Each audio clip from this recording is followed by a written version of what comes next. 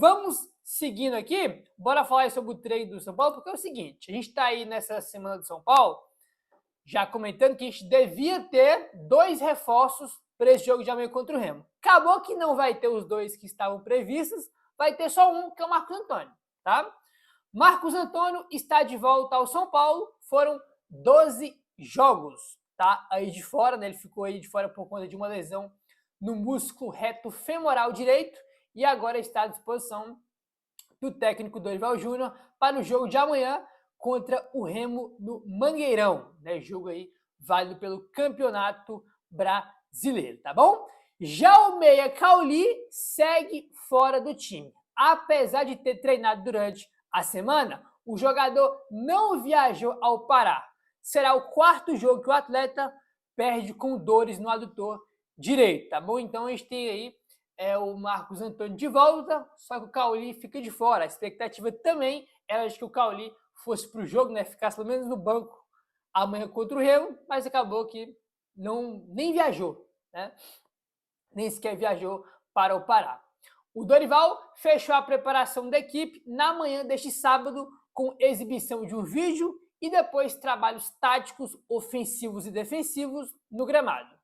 No fim da atividade, a equipe fez um treino de bolas paradas, tá bom, rapaziada? Então é isso aí, né? O último treino antes do jogo e o último treino por agora, né? Porque a gente vai ter o jogo contra o Remo e a partir de segunda-feira os jogadores vão ganhar aí uma mini férias, podemos colocar assim, né? Vai começar aí já o período de Copa do Mundo, então os jogadores vão ter aí folga / mini férias, depois retomam aí, né, as atividades para poder treinar nesse período de Copa, né? Férias depois aí vai ter esse período de treinos, né? Mas de qualquer maneira, ótima noite aí, o Marcos Antônio tá de volta, com certeza vai ajudar bastante, faz muita falta aí, né, cara? Acho que é o melhor jogador do time do São Paulo. E ele ficou 12 jogos fora, né? Já tem um tempinho que ele tá desfalcando aí a equipe do São Paulo, mas está de volta, baita de uma notícia, beleza, rapaziada? Vamos seguindo aqui agora, é o seguinte, ó. São Paulo está aí em busca de jogadores no mercado, em busca de reforços. E segundo o Globoesporte.com, a lista de jogadores analisados pelo São Paulo, neste momento, tem mais de 50 nomes. O clube tem conversado com empresários para saber as condições de seus atletas e se teria condições de contratá-los, elencando prioridades como a zaga. O tricolor quer jogadores mais jovens e com um custo menor, tá? Isso aqui é um ponto interessante. São Paulo quer jogadores mais jovens, tá? E a gente comentou especialmente naquele vídeo que a gente falou sobre o Ganso, né? Ah, que o São Paulo tá analisando o Ganso, que é um negócio completamente absurdo, né, cara? O Ganso aí tem todas as características de um jogador que o São Paulo não precisa, né? Tanto que eu falei que era um absurdo, uma aberração cogitar sequer o nome do Ganso no São Paulo, né? Aí agora hoje atrás o São Paulo quer jogadores mais jovens com custo menor, né? Isso aqui é um ponto curioso que eu já até comentei em outros vídeos com vocês. São Paulo está aí analisando nesse momento, né? 50 nomes. Tem uma lista com 50 nomes aí de jogadores. Aí, isso aqui é um ponto que é importante, porque tem muita gente que fala as coisas que eu acho um negócio bem bizarro, que é o seguinte. Ah, mas é que o scout do São Paulo é ruim, meu filho. Primeiro que a gente nem tem como, tá, avaliar o scout de um clube de futebol. Por que, Gabriel, que não pode? Porque quando o clube traz um jogador, a diretoria escolhe aquele jogador, tenta contratar e consegue contratar. Só que o scout não indicou aquele nome, indicou aquele nome mais 20, mais 30, mais 40. Se a diretoria escolheu um nome que é ruim, aí foi escolha da diretoria. O São Paulo, por exemplo, quer zagueiro. O scout vai lá dar 20, 30, 40, 50 nomes de zagueiros com as características que o clube quer, né? Aí entrega na mão da diretoria, a diretoria vai lá e escolhe quem quer contratar, né? Então, a gente sempre escuta, pô, é que o scout do São Paulo é isso, que é aquilo, cara. É um tipo de coisa que não dá pra gente falar. Por exemplo, já saiu muita informação, né, que o São Paulo tentou contratar o Marlon Freitas quando estava no Atlético Goianiense, tentou contratar o Savarino, né, quando ele jogava, se eu não me engano, nos Estados Unidos, né? O scout indicou para a diretoria agora. Não quiseram contratar, aí já é outra coisa, entendeu?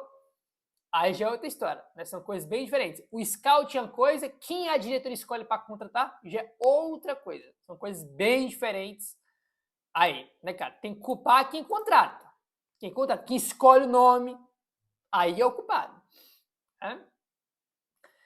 Enfim, para a gente avançar aqui e mudar de assunto, bora falar dele, Robert Arboleda, que voltou para o Equador. Que história é essa, Gabriel? É isso aí mesmo. Segundo o André Hernan, o São Paulo liberou o Arboleda ontem, na sexta-feira, para uma viagem ao Equador. O jogador será orientado quando precisará se reapresentar para definir o seu futuro. Então, o Arboleda voltou para o Equador. Foi liberado, né, ontem, na sexta-feira, aí, e já viajou para o seu país natal, que é o Equador, que é onde ele estava, né, quando ele sumiu lá na algumas semanas não, um mês e pouco atrás, quando ele fez o que ele fez lá. Né? Então, assim, muito claro já que ele não vai jogar mais pelo São Paulo. Na coletiva de apresentação do Dorival, o Rui Costa falou, né, que ele não seria aí reintegrado, apesar que tinha um movimento, uma ideia dentro do São Paulo de reintegrar ele. A repercussão foi muito grande de forma negativa e depois tiraram o pé por conta da repercussão. Não quiseram comprar uma briga com a torcida por conta da reintegração do Arboleda. Né? Foi isso aí que aconteceu. Né? Enfim, situação complicada. E assim, eu acho bem estranho, sinceramente, esse negócio dele voltar para o Equador, mas parando para pensar aqui agora, né, foi o que eu comentei com vocês. Né, o São Paulo jogar amanhã contra a equipe do Remo, aí de segunda-feira, né, em diante, os jogadores vão ter uma férias aí, né, então ninguém vai estar treinando, né, porque vai estar um período de folga por causa da Copa do Mundo, então agora, lembrando disso, faz sentido liberar o Arboleda. Né, agora faz sentido. Aí, né? Mas quando o elenco principal se reapresentar para poder voltar aí os treinos, ele também tem que voltar, né? Porque ele recebe o salário do clube, é funcionário do clube e por mais que esteja treinando separado, tem que treinar separado aí, mas não pode estar o elenco treinando e ele está no Equador, né? Realmente não pode. Então, o São Paulo libera ele agora até normal por conta das férias dos jogadores, mas depois ele tem que voltar, né? Isso é algo aí muito claro, pelo menos na minha visão, tá bom? Rapaziada, vamos avançando aqui. Bora falar aqui sobre um jogador que está com o contrato acabando, tá? Teve poucas chances aí no time do São Paulo e parece que está perto aí de deixar o São Paulo, que é o goleiro Yang, né? Que jogou até alguns jogos ano passado, aí, e não sei se vai voltar a jogar de novo pelo São Paulo, tá? Blog do São Paulo, olha aí.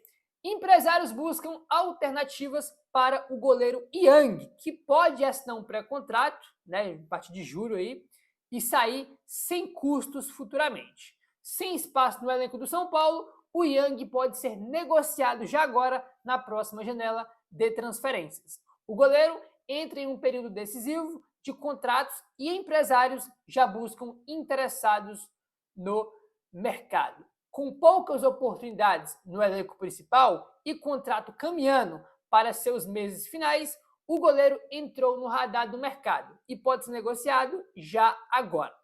A situação contratual do atleta chama a atenção da diretoria e de possíveis interessados, já que, em breve, como eu comentei, ele já vai poder assinar um pré-contrato com qualquer outra equipe que ele quiser. Nos bastidores, representantes do goleiro já iniciaram movimentações para avaliar o mercado e identificar possíveis destinos para o jogador. A estratégia evita que o Yang permaneça sem nenhuma perspectiva de utilização até o final do ano, que para ele seria muito ruim, né, cara? Porque assim, se o cara tá com o contrato dele acabando no final do ano, o melhor a se fazer, né, tem dois caminhos. São Paulo quer renovar? Então, renova o contrato do cara. Se não quiser renovar, é melhor negociar ele na janela do meio do ano para não perder o cara de graça, né? Porque se você não quer renovar com o cara, você negocia ele, deixa de pagar o salário dele até o final do ano, né? E vê se consegue alguma coisa por ele nessa janela, para ele não sair de graça, né? Então, ou renova, ou já tinha que negociar na janela do meio do ano, pelo menos para mim, é o que eu acho o ideal. Clubes do futebol brasileiro e também equipes do exterior monitoram a situação de atletas jovens aí que podem ficar livres no mercado. Cenário que torna o caso ainda mais relevante para o São Paulo. E com a chegada aí do Coronel, cara, sim, ele não vai jogar, né, gente? Fica muito claro aí que depois da chegada do Dorival, ele não vai jogar no São Paulo, né? Inclusive, falando em Yang, me lembrei de uma situação aqui agora, né? Que assim quando o São Paulo contratou o Coronel no começo do ano, o empresário do Yang deu entrevista para o GE, né, criticando a diretoria, né, falando que o Yang seria o novo Lucas Perry, né, que ia sair e depois ia buscar um novo clube para ele. Né? Eu também achei um pouco precoce aí essa decisão do São Paulo de que ele é muito cru, ou é muito novo, ou não serve. Achei um pouco exagerado e acho que é um jogador que devia ter ganhado mais oportunidades, entendeu?